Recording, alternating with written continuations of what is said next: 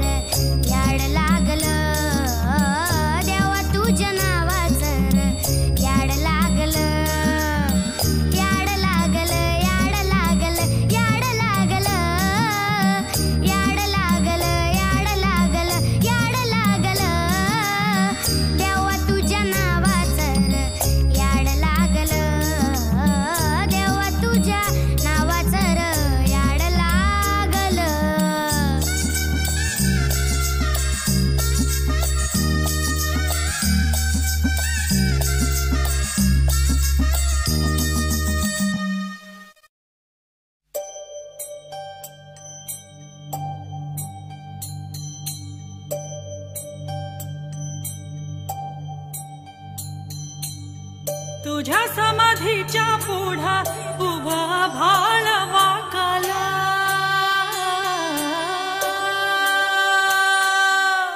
तुझ्या ज्ञानतेच्या पुढा कोटी सूर्य फिक झाला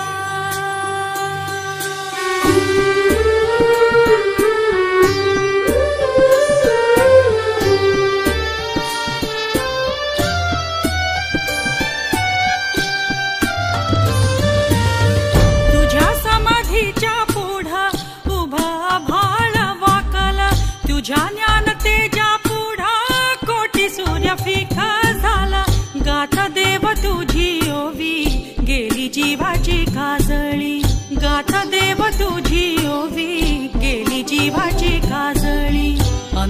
अंतरात ज्योत तेवली तूच देव वाट दावली अंतरात ज्योत तेवली तूच देव वाट दावली घुमला गजरा भाळी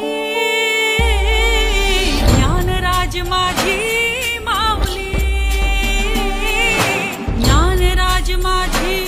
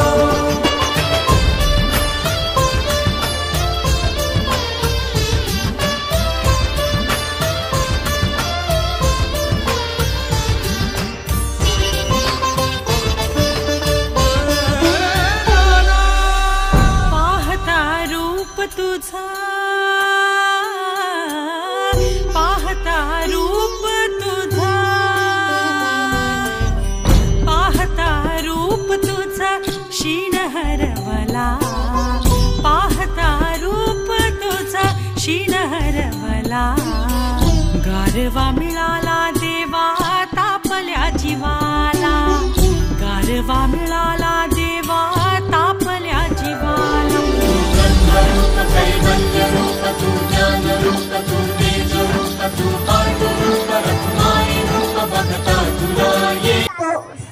साधू संत येती घरा तोची दिवाळी दसरा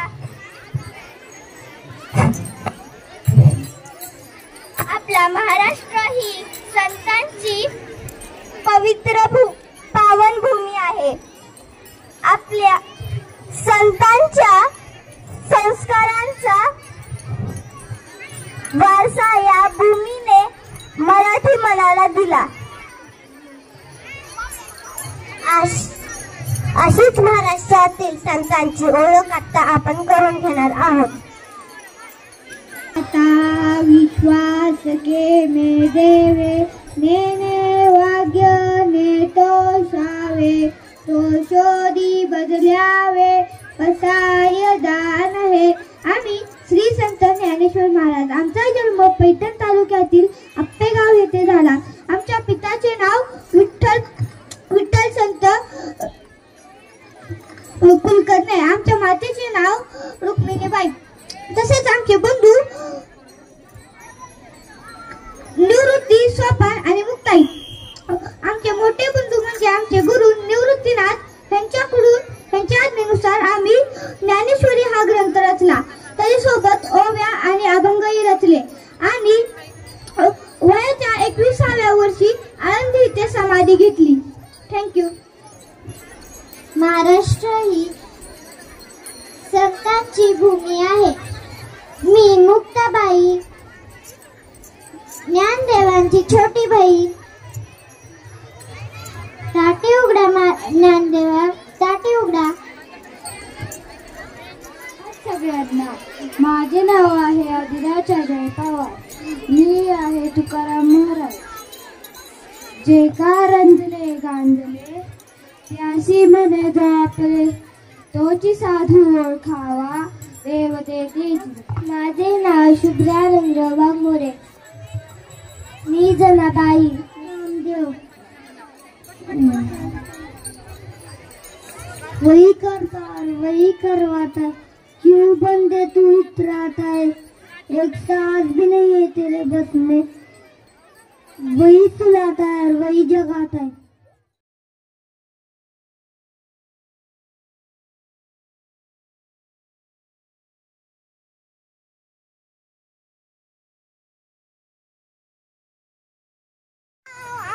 फिरोशे माझा मराठीशी बोलू कौतुके परी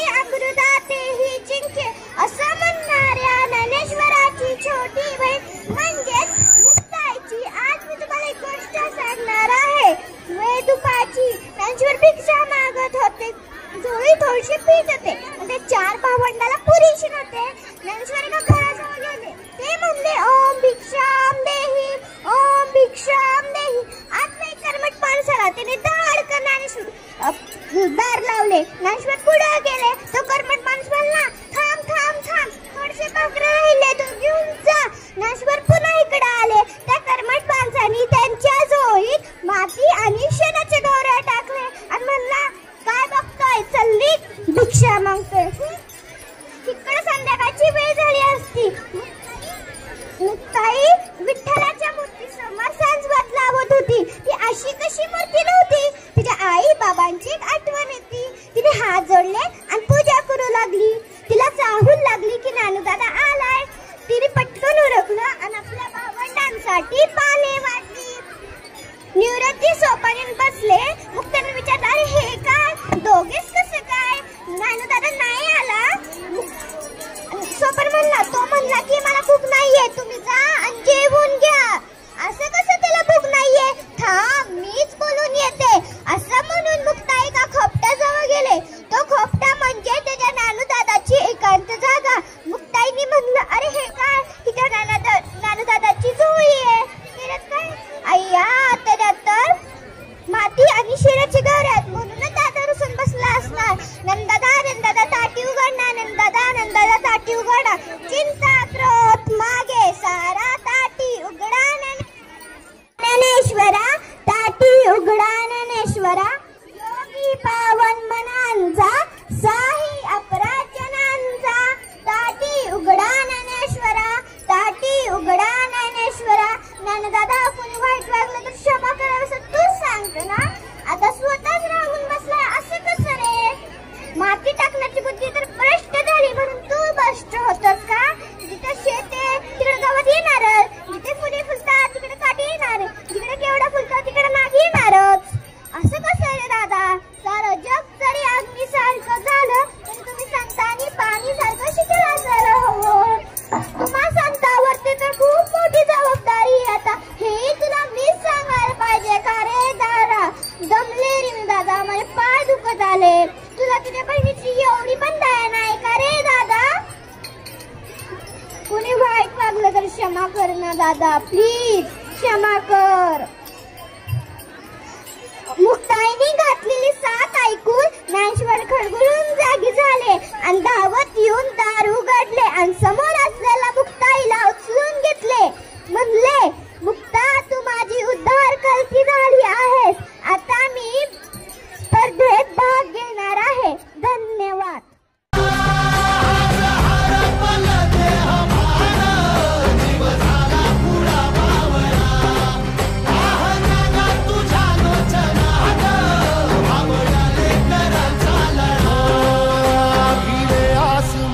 ध्वजा वैष्णवांची उभी पंढरी आज नादावली.